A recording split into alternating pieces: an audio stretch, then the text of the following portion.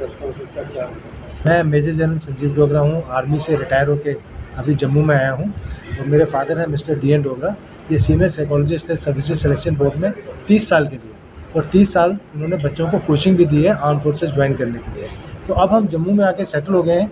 हम जो कुछ भी आज जिस भी मुकाम पे आज पहुँचे हैं, हम उसके लिए जम्मू और कश्मीर के बच्चों का, यहाँ के लोगों के शुक्रगुजार हैं।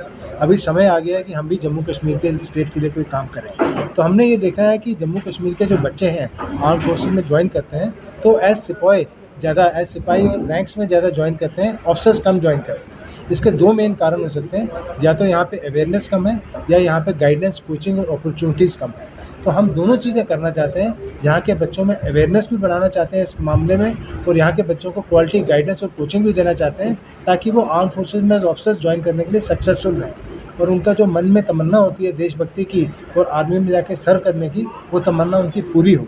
और हम देखें कि आर्म फोर्सेज में जम्मू कश्मीर के ऑफिसर्स और ज़्यादा, तो इसलिए हमने एक डोगरा एसएसबी कोचिंग सेंटर शुरू किया है।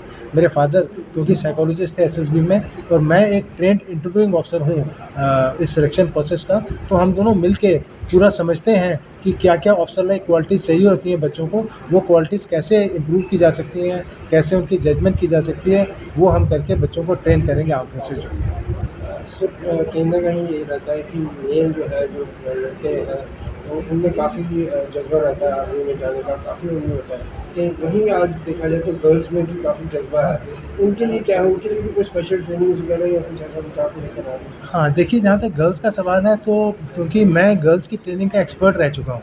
पहले मैं ऑफिसर्स ट्रेनिंग एकेडमी गया में था, जहाँ मैं ऑफिसर्स जो गर्ल्स ज्वाइन करती हैं, लेडीज़ विमेन ऑफिसर्स, उनकी ट्रेनिंग का इंचार्ज था। फिर मैं अभी नेशनल डिफेंस एकेडमी से आ रहा हूँ, जहाँ पे गर्ल्स की जो ट्रेनिंग स्टार्ट हुई है, वो मेरे वहाँ रहते हुए ही गर्ल्स का पहला बैच आया था, और अभी वो वहाँ पे ट्रेनिंग कर रहे हैं। तो हम ये जानते हैं कि गर्ल्स के ट्रेनिंग और गर्ल्स का सिलेक्शन प्रोसेस कितना ज़्यादा डिफ़िकल्ट है, कितनी ज़्यादा मेहनत करनी पड़ती है हमारी बच्चियों को आर्म फोर्सेस ज्वाइन करने के लिए, और वो किस तरह से उनको मेहनत करानी है, किस तरह से उनको मोटिवेट करना है, किस तरह से उनको अपॉर्चुनिटी देनी है, उसका ज्ञान हम दोनों से ज़्यादा किसी को नहीं हो सकता। तो हम इस मामले में काफ़ी जागरूक हैं, और हम इस मामले में भी बहुत मेहनत करेंगे। तो इसमें देखा जाए तो बेसिकली ये भी रहता है कि उनकी फैमिलीज़ को ज़्यादा मोटिवेट करने की ज़रूरत होती है, क्योंकि उनमें कहीं ना कहीं ऐसी विचारधाराएँ होती हैं, उस चीज़ को समझ नहीं पाते और उसको बैकफुट कर देते हैं बच्चों को। तो उसके लिए कैसे आप? हाँ, ये बात आपकी कुछ हद तक ठीक है, मगर मैं आपको एक आंकड़ा देना चाहूँगा कि जब पहला बैच बच्चियों का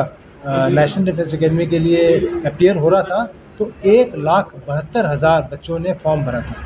1,72,000 लड़कियों ने फॉर्म भरा था, और 18 लड़कियाँ उसमें से सिलेक्ट होके आई थी। यानी कि 1,72,000 में से 18 लड़कियाँ सेलेक्ट हुई थी। तो सिलेक्शन प्रोसेस बहुत टफ है। लोगों का फॉर्म भरने में कोई प्रॉब्लम नहीं है, फॉर्म तो 1,72,000 ने भरा था, मगर फाइनल सिलेक्शन केवल 18 की हुई थी। तो मैंने ये देखा है कि प्रॉब्लम ज़्यादा लोगों को अवेयर करने में और लोगों को फॉर्म भर के ट्राई करने में प्रॉब्लम नहीं है, प्रॉब्लम है प्रॉपर गाइडेंस, कोचिंग और अपॉर्चुनिटी में। उसमें हम काम करेंगे। और जहाँ तक पेरेंट्स की मोटिवेशन है, बहुत ज़्यादा पेरेंट्स मोटिवेटेड है अपने बच्चियों को आर्म फोर्सेस में ज्वाइन करने के लिए, और आर्म फोर्सेस में जितना अच्छा एनवायरनमेंट है बच्चों को काम करने का, उनको मेहनत, उनको एक्सेल करने का, इतना एनवायरनमेंट मेरे ख्याल से बाकी जगह इतना होगा नहीं। सर, हमारी युवा पीढ़ी काफ़ी ड्रग्स की तरफ ले जाती है, क्या उनके लिए भी कोई ऐसा है जो? देखिए, मैं तो ये मानता हूँ कि अगर कोई आदमी कंस्ट्रक्टिव काम कर रहा है, जैसे आर्मी में ज्वाइन करने की तैयारी कर रहा है या अपनी पर्सनैलिटी को इम्प्रूव कर रहा है, तो वो ऑटोमेटिकली ड्रग्स से दूर जाएगा। जब आदमी का दिमाग खाली है तो वो गलत काम करेगा, जब आदमी का दिमाग ऑक्यूपाई है तो वो अच्छा काम करेगा। अगर आप बोर्ड के ऊपर देखें तो डोगरा एसएसबी कोचिंग और पर्सनैलिटी डेवलपमेंट सेंटर लिखा हुआ है, यानी कि हम पर्सनैलिटी डेवलपमेंट भी करते हैं। तो जो लोग सोचते हैं, जो बच्चे चाहते हैं कि उनकी पर्सनैलिटी इंप्रूव हो, चाहे वो आर्म फोर्सेस को ज्वाइन नहीं भी करना चाहते, मगर वो चाहते हैं, वो प्रोफेशनल्स हैं, अपनी पर्सनैलिटी इंप्रूव करना चाहते हैं, वो आम शहरी हैं, आम नागरिक अपनी पर्सनैलिटी इंप्रूव करना चाहते हैं, हम उसमें भी काम करते हैं। 15 दिन का हमारा पर्सनैलिटी डेवलपमेंट का कोर्स भी है, और जब बच्चा पर्सनैलिटी डेवलपमेंट का कोर्स करता है तो 100% वो ड्रग से दूर चले जाते हैं।